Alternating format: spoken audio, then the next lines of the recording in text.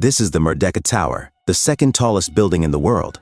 But did you know that there are just as massive structures underneath the ocean? From skyscraper-sized oil platforms to subsea railway tunnels, megaprojects underwater are some of the most ambitious construction projects in history. Today, we'll uncover the insane size of these projects and explain how they were built. Offshore oil rigs are engineering marvels designed to meet the world's growing oil demand, with over 100 million barrels consumed daily. As 2/3 of the world's oil and gas lie beneath the ocean floor, offshore drilling platforms have become vital for extraction. The first platforms, built in the late 19th century, were in shallow waters. Over time, advancements in technology have led to the creation of towering rigs, such as the 500-meter-tall Bullwinkle oil platform. In 1997, Shell marked a milestone in offshore drilling with the completion of its first massive rig in the Gulf of Mexico. The Prospect Cognac oil platform, taller than the Empire State Building and costing over $100 million, was a precursor to even taller offshore rigs. Today, 4 platforms exceed meters, with Shell's Bullwinkle platform installed in, and Chevron's Meter Petronas-compliant tower, once the tallest structure in the world. Though surpassed by skyscrapers like the Burj Khalifa and Merdeka Tower, the Petronas remains the tallest oil platform. Modern floating platforms can now reach depths of up to 2,900 meters, prompting further advancements in engineering for constructing these colossal structures. Oil rigs like the Bullwinkle platform are built in fabrication yards on land, and then transported to their final location in the ocean. The Bullwinkle platform's 400-meter base was constructed in Texas and loaded onto a specially designed barge, requiring a 5-day process to safely load and divert traffic. The journey to the oil well took 3 more days. Once above the well, the platform was submerged by tilting the barge, and engineers used remote controls and underwater cameras to anchor it to the seabed, completing the complex operation. At the time, it was the largest structure ever moved. The Bullwinkle platform took over 5 years to build and cost over $500 million.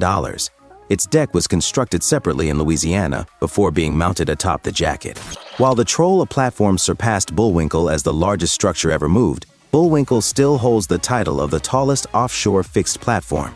Most rigs like Bullwinkle are static and drill up to 500 meters deep, but for deeper drilling 500 to 1,000 meters, engineers use compliant towers made of concrete and steel, which can sway with waves and withstand greater forces. The deepest oil wells are located 13 kilometers beneath the ocean's surface, requiring floating rigs for drilling, as fixed platforms are impractical at such depths. Perdido, a joint venture between Shell, Chevron, and BP, enables drilling at depths over 2.5 kilometers with a 170-meter spar anchored to the seabed. Completed in 2008, it held the record as the deepest oil rig until Shell's Stones platform surpassed it 8 years later. Stones, an oil rig capable of operating 2.9 kilometers below the seabed, can access oil reservoirs as deep as 8,000 meters. The scale of underwater megaprojects extends beyond oil rigs, with the construction of kilometer-long underwater tunnels posing significant challenges. Early attempts in the 19th century failed due to soft ground and flooding. However, technological advancements, including the invention of the tunneling shield, made subsea tunnels possible.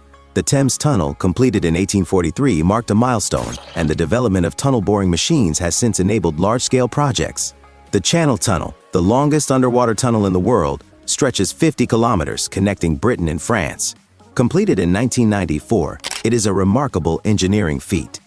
The idea of building a tunnel to cross the English Channel had been discussed for years, driven by the challenges of crossing the channel by boat. Once technology allowed, both the UK and France began drilling from their respective sides. Experts identified the lower chalk layer as the easiest material to tunnel through, and construction began in 1987 with 11 large tunnel boring machines. The Channel Tunnel project used tunnel boring machines nearly the length of 2 football fields, each weighing more than 70 buses. 5 machines dug from the French side and 6 from the UK side, cutting through chalk and reinforcing tunnel walls with concrete.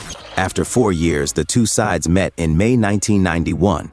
The project included 3 parallel tunnels, 2 for trains and 1 for service. The total cost surpassed $14 billion, 3 times the original estimate, but the tunnel has proven invaluable, supporting over $120 million worth of trade between the UK and Europe each year. The Seikun Tunnel in Japan, the longest subsea tunnel by overall length at 54 kilometers, was built following a tragic 1954 ferry disaster in the Tsugaru Strait. which killed over 1,150 people. Due to unsafe ferry rides and severe weather, authorities decided to build a rail tunnel beneath the strait. Construction began in 1971 and, after 12 years, the two sides met. The final phase involved blasting through the seabed, and the tunnel was completed after 17 years at a cost of $7 billion. It remains one of the most impressive engineering achievements. The construction of underwater bridges often uses techniques like cofferdams and driven piles. Cofferdams create a dry space for foundation work by pumping out water, and once the foundation is built, the cofferdams are removed. Driven piles, large steel columns hammered into rock and filled with concrete, provide a solid base for the bridge. Bangladesh used these methods to complete the 6.15 kilometers Padma Bridge, which also holds the record for the deepest foundation, with piles driven 127 meters into the riverbed. The Padma Bridge faced challenges due to fast-moving water, which made piling difficult, requiring multiple design revisions for 14 of its pillars. Engineers also had to account for potential soil shifts in the riverbed. The $3.8 billion bridge is expected to boost Bangladesh's GDP by 1.2% annually. It has already provided economic benefits by reducing the travel distance between Dhaka and Khulna by over 100 kilometers and cutting travel time by more than 50%.